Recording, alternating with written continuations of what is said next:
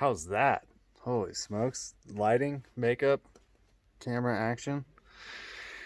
Yeah, I get tired of just doing videos of me like in the driver's seat of the truck. But then there's the whole nighttime problem. But let there be light. I read about that somewhere. This one's on a switch though. Anyways, that's a bad theological joke. We can move right on past that. We don't got to get into that.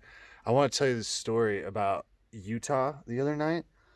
I picked up this load in Utah, and I was coming up 15. I pulled into Springville.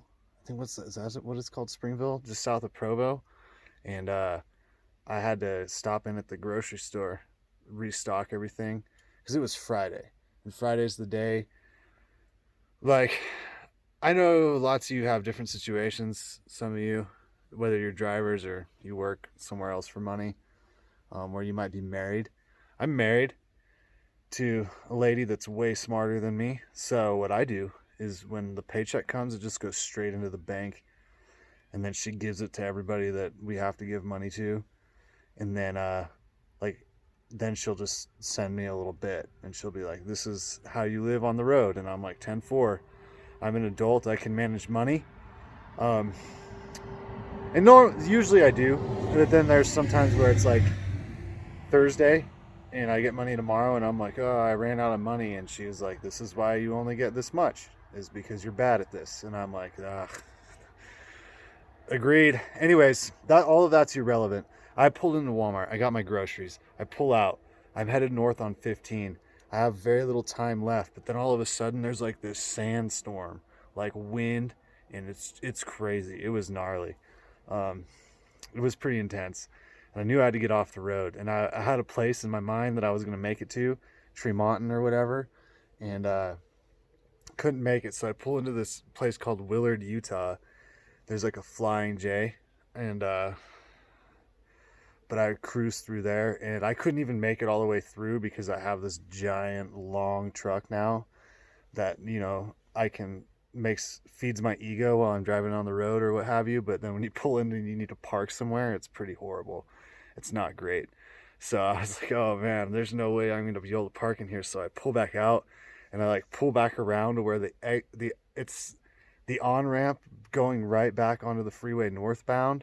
There's like a big dirt turnout right there, and it's like not really where I'm supposed to park. But I was like, I don't have any time to get to where I need to be, so this is where I'm parking. And I think any of you that would try to tell me that, like, if you were to tell me, if you're a driver and you were to tell me you've never done something like that, it's unlikely that I would believe you. But anyways, I really work hard not to be in those situations, but it was kind of like there was a couple of spots available, but I was just not going to be able to get into them with this combination. And so I was like, I'm just going to stay out here. I got as far off the road as I could, try to make sure I was in the safest, reasonable spot for where I was. It was obvious lots of other guys have been using it that way, but I don't really like to be that close to the freeway interchange where I'm parked. So I was immediately like a little bit skeeved about it. I was like, I kind of halfway expected to get some contact about it. So sure enough, I'm sitting there, relaxing in the truck, and I just get the old knock, knock, knock on the door. And I'm like, all right, it's Judgment Day. Old Utah Highway Patrol, the Beehive police are after me. I get to the door, and it's just like not what I expected at all. It was like this frantic kid is like, do you have a jack? And I'm thinking, like, what in the world is this guy talking about? This young guy, like late teenager, I was thinking. I was like, oh my gosh, dude. And he was like, I just came down from Idaho. I bought this pickup in West Jordan for $500. Can you believe that? It's a 1993 Chevy pickup, four-wheel drive, 454. And I was like, that is awesome. How can I help you? And he's like, I got a flat tire. I'm like a mile back there. So he was headed northbound, and he got a flat tire. And he had this gal with him that was following him down so he could drive the pickup back. She could drive the car back. And so they're in this car now. And he's like, do you have a jack? I need to change my tire. And I also need a star wrench. And I was cracking me up. I don't know. There's this thing in my mind about people that call call a lug wrench a star wrench. I'm like, oh, okay. It's like the guys I grew up with, we call them tire irons. And I was like, okay, that's interesting. Just like doing a little profiling on this dude right off the bat. And so, anyways, I was like, you know what? I have tools and I can probably help you out. So I'll just jump in with you and I'll see what I can do to help you. And if not, you can just bring me back here. So, number one thing that you're going to learn about me in this story is I am way too easily persuaded into making somebody else's misfortune like my own misfortune. Super good at it. My wife will be able to give you infinite examples if you were to talk to her. My parents, basically anybody that knows me will tell you, like, man, he's gotten himself into some weird situations for no reason at all. So I'm like, all right, a random guy that I don't know, hop in his car, throw all my tools in there. And then he's like, man, it's only like a mile back there. And I'd probably just go down the shoulder, like going southbound on the shoulder of the northbound freeway, because it's like less than a mile. And I'm thinking, okay. And I told him, I was like, I definitely think that we should just take this exit, get on the southbound, take the next exit, go northbound until we run into your pickup again. He's like, okay, I guess that makes sense. And I was like, yeah, A-okay. So we're going up there and he's telling me, he's like, man, I was on Craigslist and I found this $500 pickup and I decided I was going to grab a friend and his girlfriend, or he was real clear to tell me not his girlfriend, his good friend that's a woman. She roped her into it. Going to drive down to Utah, grab this pickup, drive it home in the middle of the night. And I was just cracking up because I was like, man, that was so me as a teenager. I have at least a dozen great stories about vehicle-related adventures from my earlier youth about doing that very thing. So I was like, all right, here we go. So we get to the pickup. And he's like, all right, I got this little scissor jack from the car. And he's trying to jack. He's like going to the worst possible spot. And I'm thinking, like, I've got a little bit of experience of roadside repairs on $500 vehicles. I've got a few notches in my belt there. And I was like, listen here, we're going to need some cribbing. And this is where you're going to want to jack it from. Where you're trying to jack it from is going to be bad news. And so then he was like, well, do you want to do it? And I was like, absolutely not. No, I don't. I want to watch you do it. And he was like, oh, okay, that makes sense. And I was like, yeah, it does. On account of I don't want to be under that vehicle any way, shape, or form.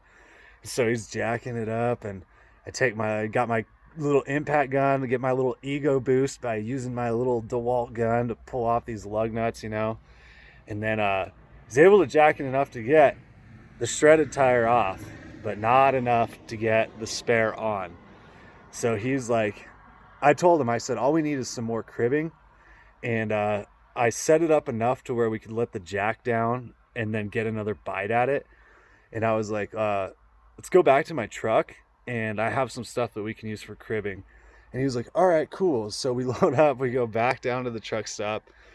And then instead of going to my truck, he pulls into the truck stop parking lot. And I was like, what are you doing? And he's like, oh, there's a guy here at the fuel, like getting fuel in this Toyota Tacoma pickup. He's like, that guy has a jack. And I kid you not, this guy, he just jumps out of his car, runs over to the passenger side of that pickup, taps on the door, and then opens the door and sticks his whole head and body practically into the passenger side of this vehicle where this woman's sitting. And the guy on the other side is freaked out, is yelling at him, what are you doing? And he was like, man, I'm really sorry. Gives him the whole spiel. It's like, you got a sweet deal, 93 Silverado, 4-wheel drive. And the guy's like, what are you talking about? And he's all amped up, all animated. He's like, yeah, I just need this jack and I can get it. And for whatever reason, this guy like digs in under the seat of his Tacoma and pulls out, like the standard issue bottle jack that comes with that pickup. And then it cracked me up too, because he handed it to this kid and the guy's like, oh, I need a jack, not a jack stand. And I was like, that is a jack, buddy. That's actually better for what we're doing. It's bottle jack. And he was like, oh yeah, bottle jack. And I was like, right on. And so then we get to go back to and so like he gives the guy, the Tacoma guy, he's like, here's my cell phone number. I'm going to send you a waypoint of where my truck is, and you can just meet us back over there when you leave here, and I'll give you your jack back and everything. For whatever reason, they were cool with it. They were like, oh, we're just trying to make it down to Texas for Memorial Day. So, like, helping out some weird animated stranger in the middle of the night in Utah is something we're totally fine with. And I was like, you're good people. That's pretty strange, but I would do the same thing. So I have no room to talk. And so I'm in this car now with this kid. His name's Ryan. And so Ryan's like, all right, we got to hurry up because these guys need their jack back. And he's like, I'm just going to go down the shoulder. I'm going to go southbound on the northbound side of the freeway on the shoulder. But if I just stay on the shoulder, we should be fine. And I'm just like, that's not a good idea. And it's like too late. He's already doing it. And he's doing it. He's got one side of the car off on the dirt, one side on the pavement. And there's all these big ruts and stuff. And it's like this little Volkswagen Jetta. And I was like, you're about to have another flat tire. I told him that. I was like, hey, you might want to slow down. If you have two vehicles with flat tires, it's not going to help you out too much tonight. And he was like, oh, no, dude. I do this all the time. And I was like, sweet, I'm in good hands. And so he's going up there, and I'm having sort of this like crisis in my mind. I'm like, nobody knows I'm doing this. I didn't check in with my lady or anything. If a car plows us head on and we all die, like, no one's going to know I'm in here. I don't even think I had my wallet. But then I remembered that, like, my wife knows I do stuff like this. So she got a call. Then there was, like, Utah Highway Patrol. Well, your son's or your husband's died in this accident. And he's with these people. And do you know them? And that whole thing. She would immediately know. She'd be like, yep, those guys were broke down. My husband decided to make it his problem, like he always does, and now he's dead, and that's what he gets. That's probably what would happen. But fortunately, that's not the way the story ends. So we're driving up the wrong way on the shoulder with this new jack. We get over there. I'm doing it. I'm cranking it because it's raining, and I have my slip-ons on. I don't even have socks on. I'm soaking wet. I'm kind of not having fun anymore. It's not a fun adventure. It's just like, okay, this is some crazy kid that is exactly doing the same exact stuff I would have done 10 years ago. And it's annoying to me now because I'm so much smarter than that now, and everything. So I was like, okay, all right, let's get this done. And so I'm like doing all the work. And then sure enough, here comes Highway Patrol with their lights on. And then Ryan's like, hey, that guy's coming to help. And I'm thinking, oh, it's so sad that you think that because he's definitely coming to give you a ticket for driving down the wrong side of the road. And so sure enough, the guy comes over and was like, why are you driving down the wrong side of the road? And he was like, oh, no, it's okay, officer, because I'm broke down. And he's like, no, I understand, but you can take the exit and go around. And he's like, oh, but you don't get it. Like, I got to get back to... And the officer's like super patient with him. And then finally was like, all right, I'm writing you a ticket for going down the wrong side of the road. And then Ryan's like, but I wasn't even driving that fast. And I'm like, yeah, you know how to talk your way into tickets. That's pretty cool. And so then sure enough, the guy writes him out the ticket, brings it back to him. And it's like, oh my gosh. And so then Ryan's standing there talking to me. And this is the first time I really had a chance to like look at him or interact with him too much during this whole time. And I noticed that he's missing the tops of 2 fingers. And I was like, just made a mental note of that. And I was like, oh, that's interesting. And he was telling me, he's like, yeah, I guess it wasn't the safest thing to do to drive the wrong way down the side of the road. And I was like, an argument could be made that wasn't the safest deal to do. And he was like, yeah, I'm real big on safety first. And I was like, okay, yeah. And I was thinking about the fingers too. And he was like, ever since I had this accident where I stuck my fingers, because he works for a well drilling company. He's like, I got my fingers stuck where you're setting this pump in a well, and I lost my 2 fingers. And I was like, all right, yeah, safety is real important. I like it when people tell me about safety when they're missing digits and stuff. It's just kind of an ironic thing. And he was like, yeah, so I definitely know now how to be safe. And I was like, yeah, you do. You've proven that to me this evening. So then we get everything done. We hop back in the pickup. And he goes to start it up, and it's clearly got a bad, it sounded like a connecting rod is just totally shot. It was just banging all get out. It's blowing all kinds of junk out the exhaust. And he's like, firing it up for me. And he's like, "Doesn't that sound cool?" And I'm thinking like, "Oh my gosh, it sounds like a $500 pickup. You know, like what are you gonna do?" And so then he just guns it, and we're less than a mile from the exit to get back to my truck. He just guns it, gets up to like 65, which I'm thinking like, that's faster than this old girl wants to go, man. And then so we get in there and get to the truck and everything. He's like, "Thanks for your help. I really appreciate it." And I was like, "Yeah, no problem, man. Have a good drive back to Idaho." And I was like, "Hey, unsolicited advice. I know you didn't ask me, but I'd recommend you probably just need to drive that thing like 55, 60. That spares a different size than the rest of your tires, so you might have a little bit of a problem there.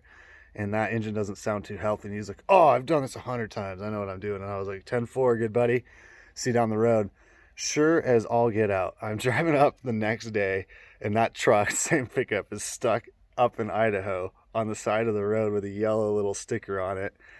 And so I was like, I didn't quite make it home, did you? So anyways, I'm really good at getting myself in situations that were like super not safe, because I was thinking about it later, and I was like, that guy could have been a serial killer. He could have wanted to kill me. I'm an attractive dude. He might have wanted to solicit me for something else. Like, you know, you never know. I mean, it was Utah, so I felt fairly safe in that regard, but you never know. And then I was thinking like, he could have stole my tools. He could have been casing me out. He could have gotten me away from the rig so someone could come jack it up and steal the company's wheels and tires. I don't know. I was all paranoid about halfway through. I'm like, what have I done?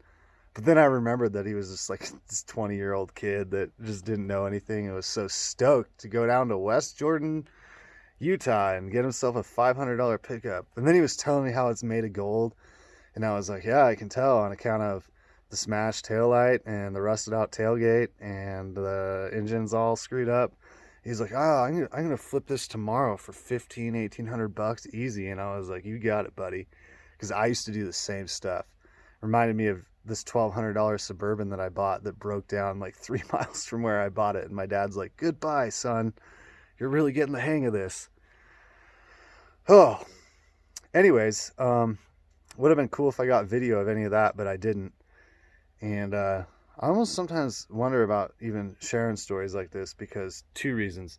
Not a lot of confidence in me that the viewer would have that I'm a smart person capable of making good decisions. And 2, it's like, I could see how it would almost seem like unbelievable. But check in with like anybody that has my last name that knows me okay, and they will tell you like, that is exactly the type of stuff that Jesse does. And that is why we worry about him incessantly. So yeah, that's my Utah story. Long-winded enough? 18 minutes? Good for you? Call it good? Okay. Later, guys.